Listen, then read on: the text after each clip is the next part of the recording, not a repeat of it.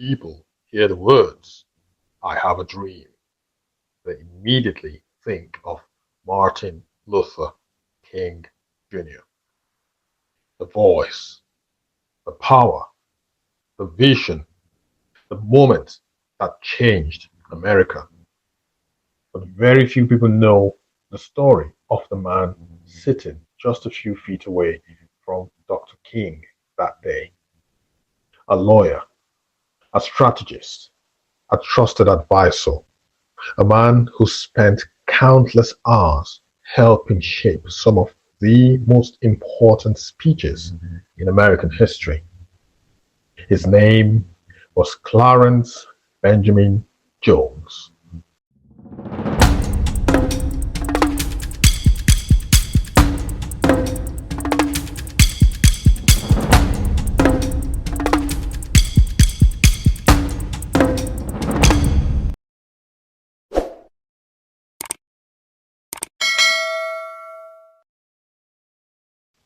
And while he never sought the spotlight, his fingerprints can be found on one of the greatest speeches ever delivered. Yet, Clarence Jones was far more than simply a speechwriter. He was a civil rights activist, a businessman, a negotiator, a bridge builder, and one of the last surviving architects of the civil rights movement. In May 2026, Clarence B. Jones passed away at the age of 94. But his extraordinary story deserves to be remembered. Today, we tell the story of the man behind the dream.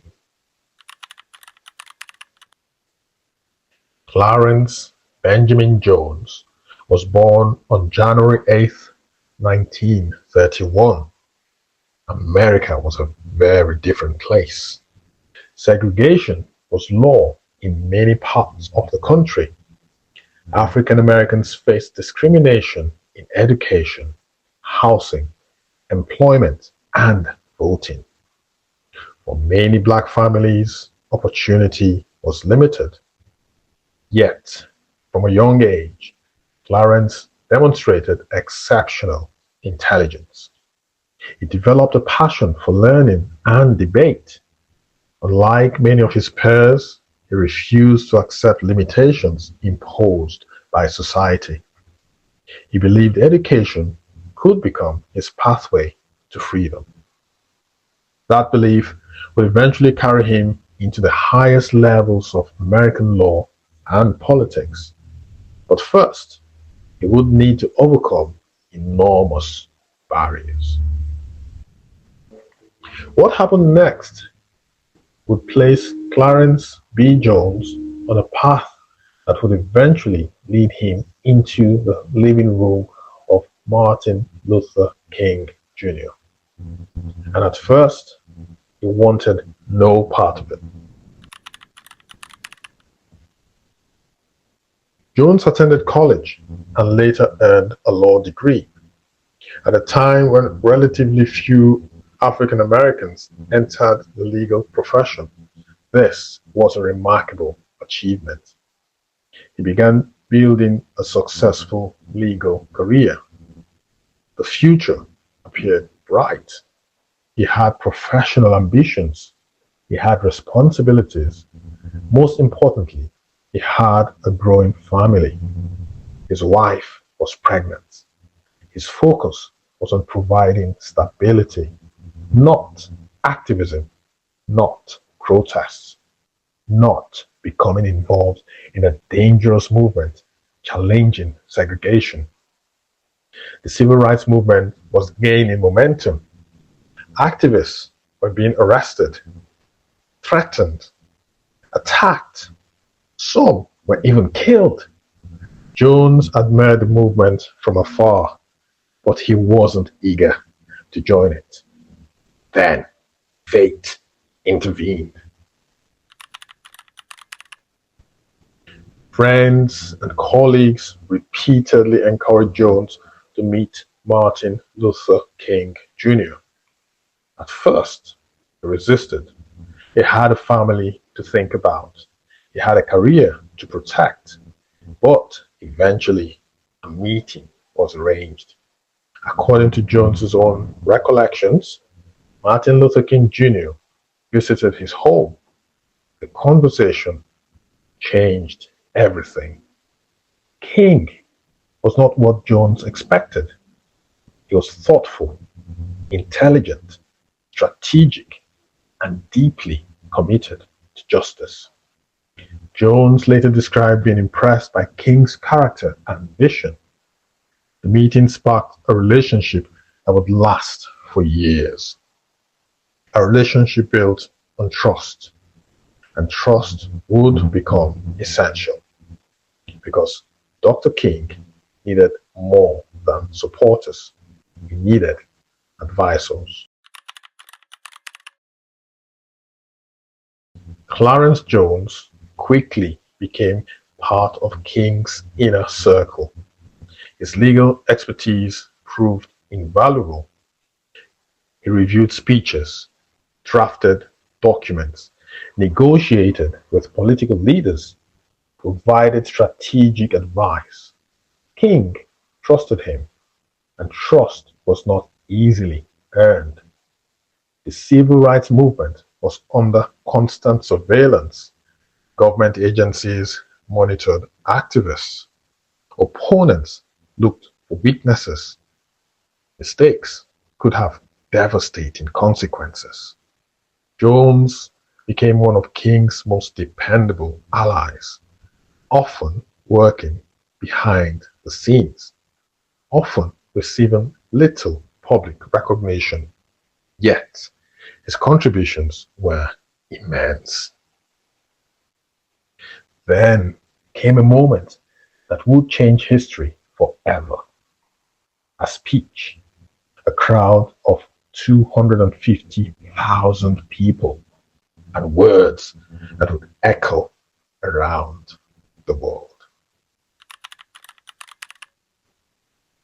On August 28, 1963, Washington, D.C., the Lincoln Memorial, more than 250,000 people gathered. It was one of the largest demonstrations in American history. The event became known as the March on Washington. The world watched. Television cameras rolled. Journalists crowded the scene. Martin Luther King Jr. prepared to address the nation. Behind the scenes, Clarence Jones had spent days helping draft the speech. Together, they worked on language, structure, themes.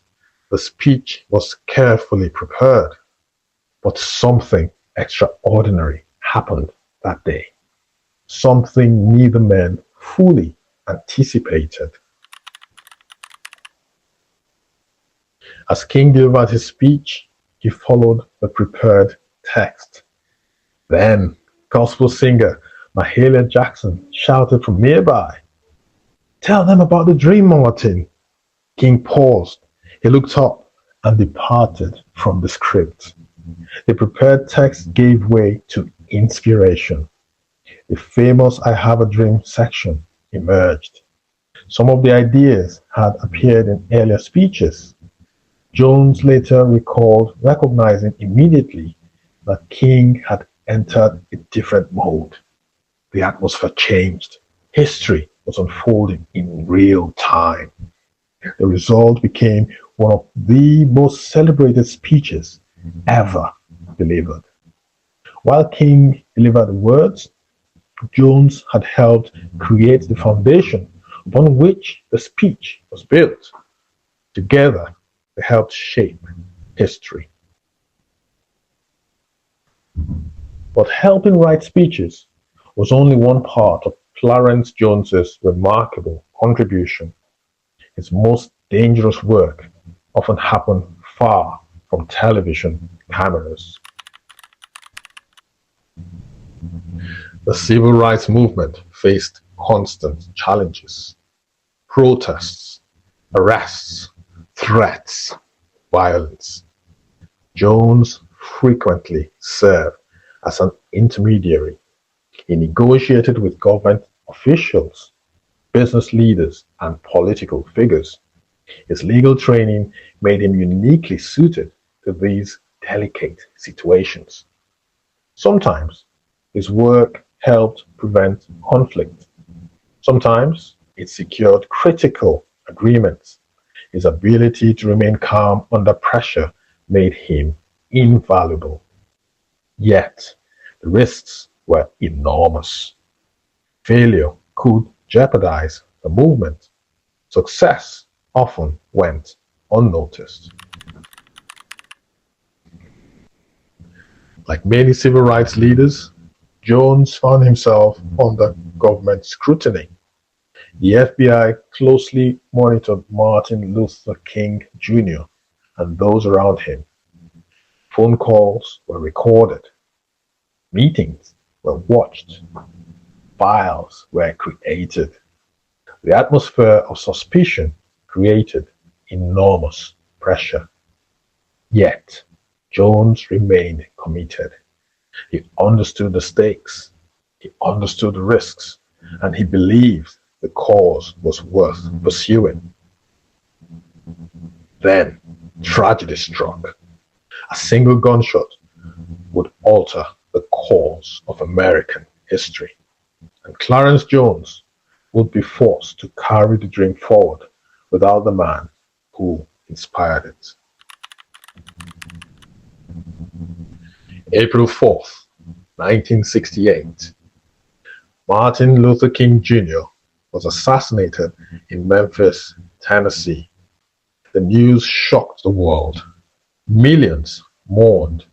For Clarence Jones, the loss was deeply personal.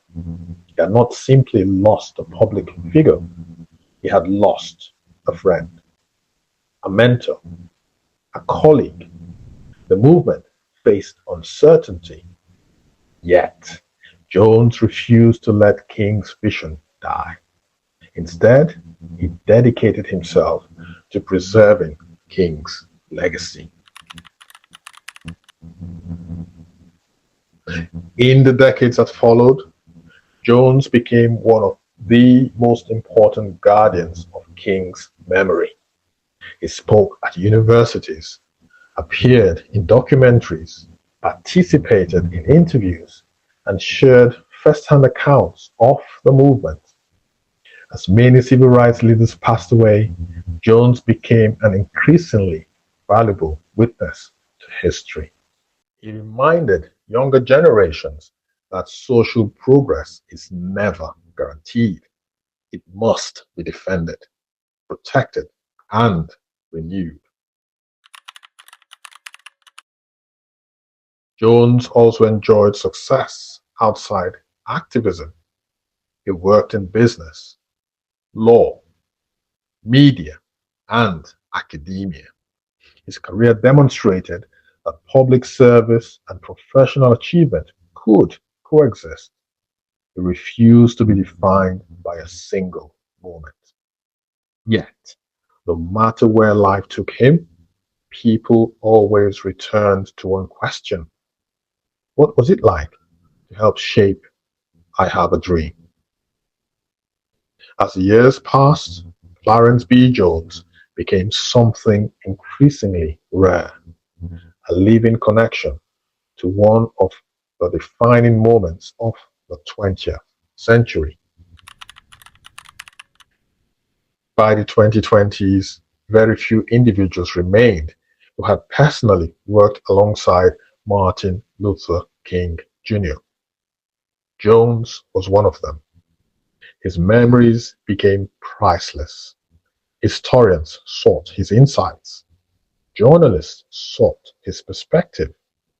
Audiences listened carefully whenever he spoke, because he had been there, not reading about history, living it, helping create it. In May 2026, Clarence B. Jones passed away at the age of 1894. Tributes poured in from around the world. Many describe him as a lawyer, a strategist, a civil rights pioneer, but perhaps the most fitting description is simpler. He was a keeper of the dream, not because he sought attention, not because he wanted fame, but because he understood the power of words and the responsibility that comes with them. History often remembers the people standing at the microphone. Less often does it remember those standing nearby, the advisors, the writers, the strategists, the quiet builders of great movements. Clarence B. Jones was one of those people. His life reminds us that changing the world is rarely a solo effort. Behind every great leader stands a network of individuals whose contributions make progress possible.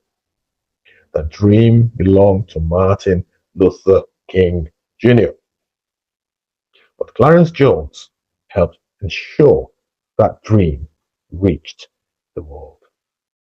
And for that, history should remember his name. What do you think? Does Clarence B. Jones deserve greater recognition in the story of the civil rights movement?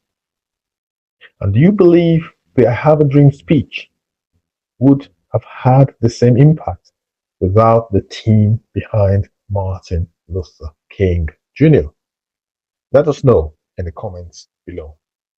And if you enjoyed this documentary and want more untold stories from African and Black history, please like this video, subscribe to the channel, and turn on your notifications so you never miss an episode. Thank you for dropping by. And until next time, keep history alive.